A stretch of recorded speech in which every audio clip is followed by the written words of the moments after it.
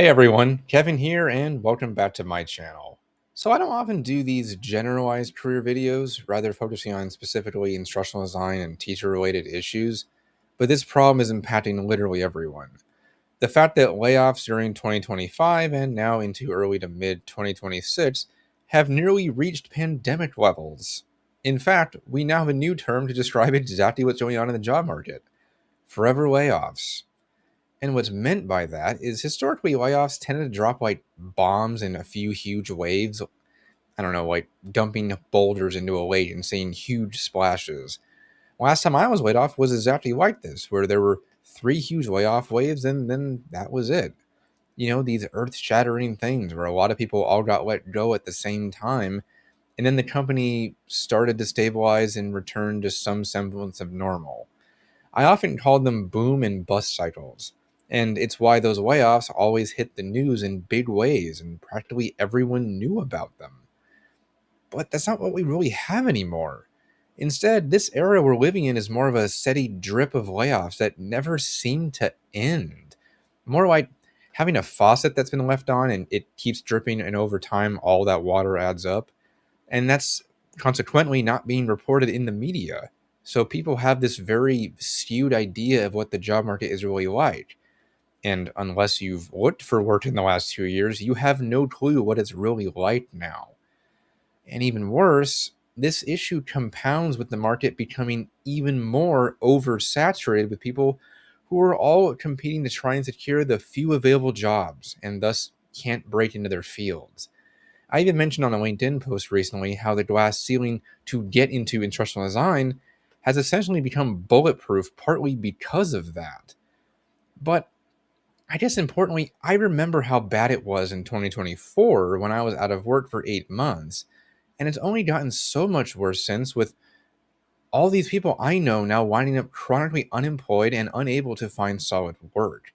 To name drop one, Heidi Kirby, a grade A person in the ID community who is always listed as one of the top voices to follow and learn from, can't even find work either.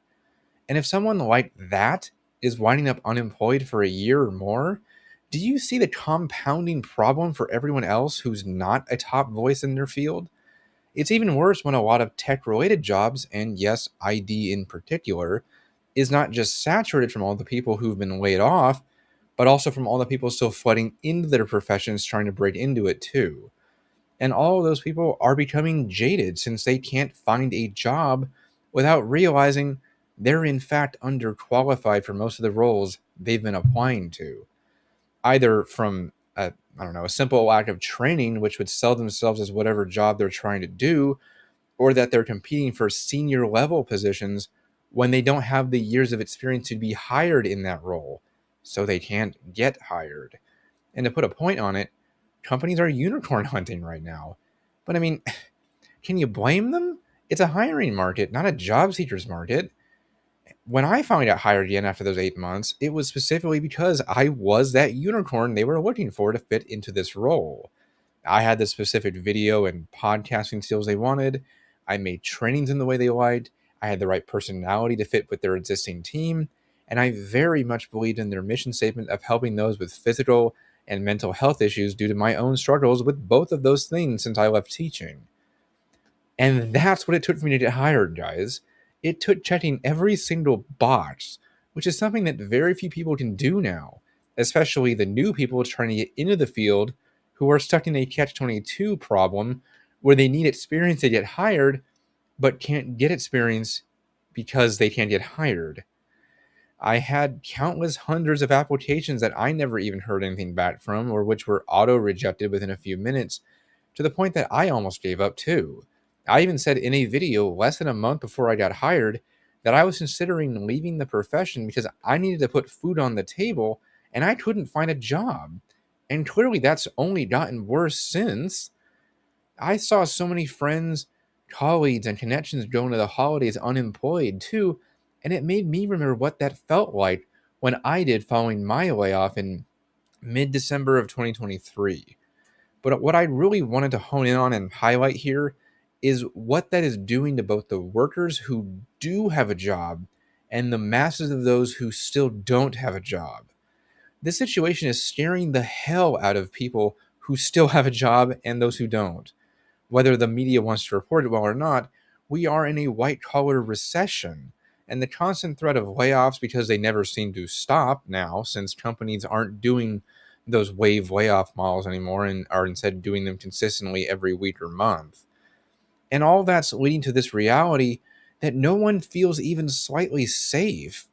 And when your employees always live in fear of losing their jobs, your workflows and expectations of their quality of work are going to suffer because they think, why should I put in any effort when you're just going to let me go at some point soon anyway? Workers live in fear of these constant layoffs now and can't get comfortable because of that. And it's forcing job seekers to live in that state of perpetual fear. It's why there is this constant feeling of anxiety and exhaustion with the job market on LinkedIn that we're seeing every day. And it's gotten to the point where people are understandably tired of seeing the hundreds of identical posts from people who are trying to find a job, but can't because of the way the market is today. So I'm not here to discourage anyone, but the job market still sucks right now for practically everyone, with both layoffs stemming from AI supposedly becoming more prevalent and a seeming leadership problem where companies seem to just be unable to keep it together and thus end up letting people go. It doesn't bode well for anyone.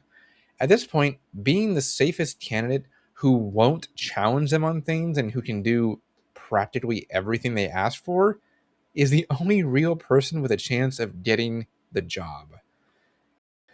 And unless you can just get that lucky, be prepared to be in the search for a very long time now and have sufficient funds to cover your expenses while looking saved up. Otherwise, you're really going to struggle.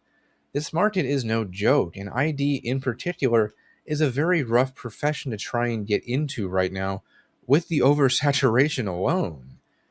I guess, though, that I'll end with a specific recommendation.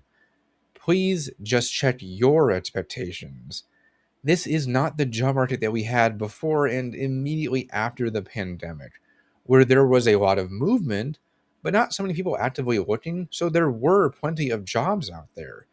The unemployment rate was reasonable, and you were likely to find something new within a couple of months at the most. But now the market is overflowing. The unemployment percentages are really bad no matter what the media wants to report, and companies are embracing AI as this way to cut costs and workers even when it is nowhere near ready for that yet. I mean, even Microsoft is pulling back on AI since discovering that practically no one is using Copilot as much as they thought they would.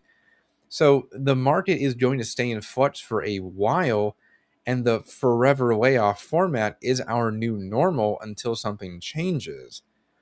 So my main point of advice here is if you got a decent job, please do not leave it for at least a couple of years unless absolutely necessary. Trust me, you don't want to be looking in this job market if you can avoid it because there's just way too much uncertainty for you to pay your bills. So keep that in mind. But I think I'll end there for today. I hope you enjoyed this episode, and if you aren't subscribed yet, please consider doing so. Not only would I be appreciative, but it helps my channel grow and gets these important messages out to a wider audience so they can benefit from the advice and experience. But for now, I've been Kevin, and I will see you in the next video.